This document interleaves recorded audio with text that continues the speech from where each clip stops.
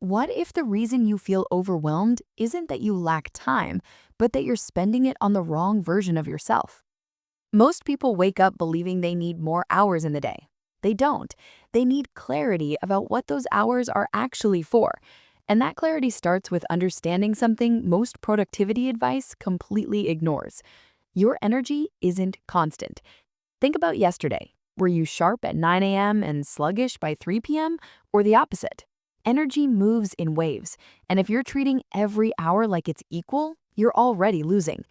Here's what changes when you align tasks with energy peaks. You stop forcing yourself to focus and start riding natural momentum. But there's a catch most people miss entirely. Discipline without alignment is just exhausting yourself in circles. Productivity isn't about doing more.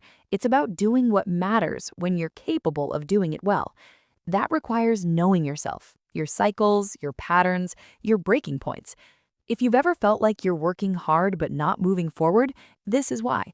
You're managing tasks, not energy. Let's break this into 6 phases you can actually use. Phase 1, conserve. Sleep better, eat intentionally, move your body. Boring advice, but it's the foundation. You can't pour from an empty reservoir. Phase 2, recognize when you're full. Most people waste their best hours scrolling or answering low-stakes emails.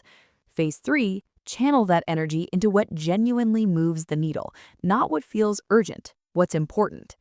Phase 4, immersion. Full focus, no notifications, no multitasking, just depth.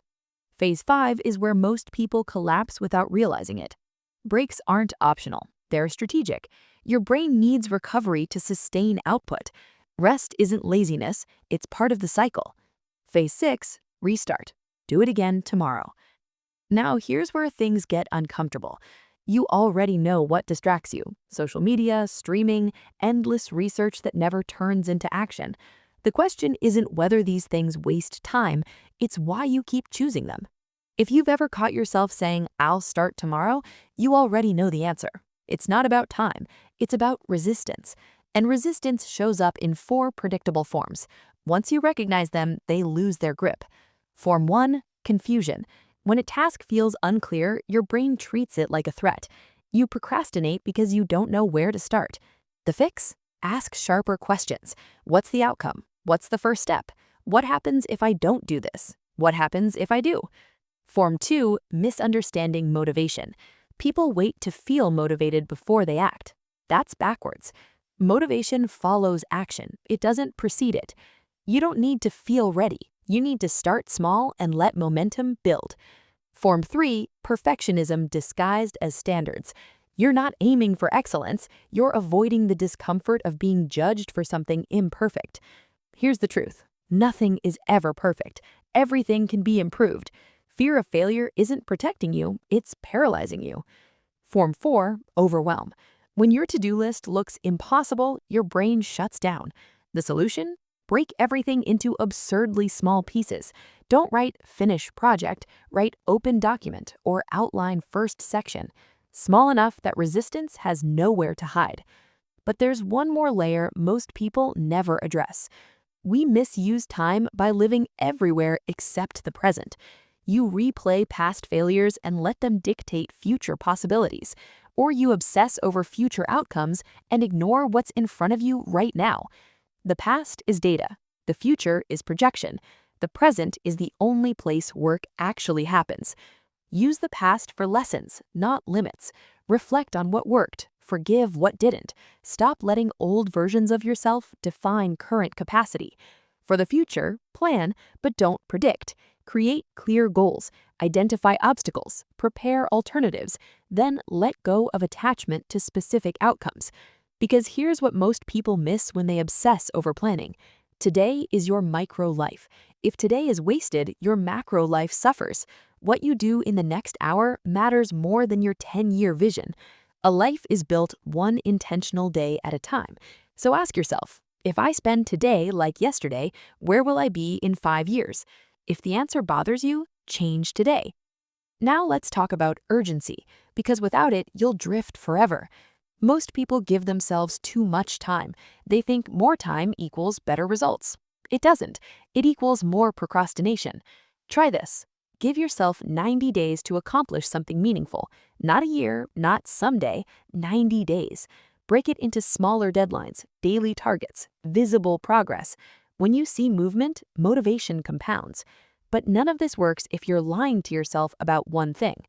The phrase, "I don't have time," is almost always a lie.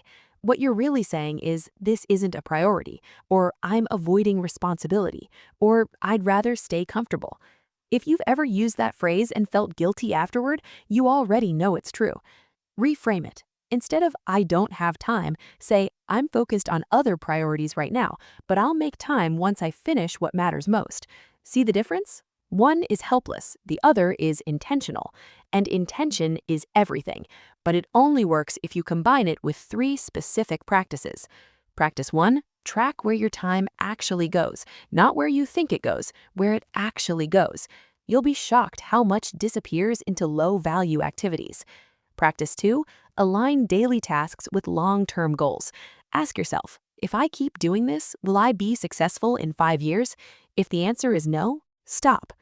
Practice 3, find work that excites you, that aligns with your values, that challenges you, work that makes you feel alive. Because productivity without purpose is just performance. Now, how do you multiply time? First, delegate. Stop doing everything yourself. Ask for help, hire support, trade tasks with others who are better suited. Second, shorten your learning curve. Watch tutorials, hire coaches, learn from people who've already solved the problem you're facing. Third, and this is where most people plateau, adopt a mastery mindset. That means 3 things. 1, repetition until it's automatic. Practice until the skill becomes instinct. 2, master the fundamentals. If you skip the basics, you'll have nothing to fall back on when things get hard. 3, stay curious. Keep learning. Growth compounds when you never stop evolving. Fourth, focus on leverage. What tasks produce the most impact? Do those first. Fifth, improve your skills. Time spent learning multiplies future output. Sixth, save and invest. Money buys time. Time well used earns money. The cycle reinforces itself. Seventh, spend money to save time. Automate, outsource, eliminate low-value work. But here's the final piece most people ignore entirely, and it's the difference between ordinary and exceptional. You can't control time, but you can control focus. When you focus, distractions lose their power. Avoid these traps. 1, task switching. Every switch breaks flow and costs minutes to recover. 2, interruptions. Protect your deep work sessions like your life depends on them. 3, notifications and emails. They hijack attention and fragment thinking. 4, trivial tasks at the start of the day. Use your best energy for your best work. To develop extraordinary focus, try this. Identify 1 critical task. Commit to 45 uninterrupted minutes. Deep concentration, no exceptions. Then apply the 80-20 principle.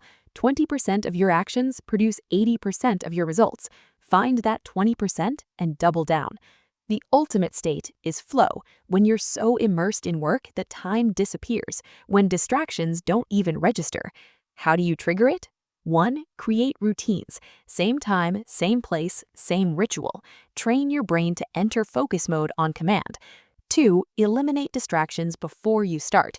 Turn off notifications, wear headphones, set boundaries. 3, engage in activities outside work that train focus.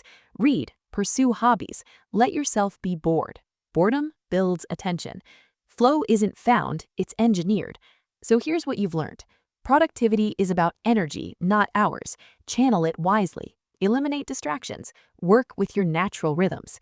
Time is irreplaceable. Don't waste it dwelling on the past or obsessing over the future. Build your life in the present, 1 focused day at a time.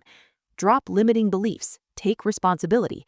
Align tasks with goals. Find work that matters. Multiply time through leverage. Delegate. Learn faster. Master fundamentals. Focus on impact. And finally, focus is your superpower. Protect it. Train it. Use it to create work that compounds. Remember, you can't get time back. Every moment spent is a choice. Make it count. If this resonated, hit like and subscribe to the Book Blueprint.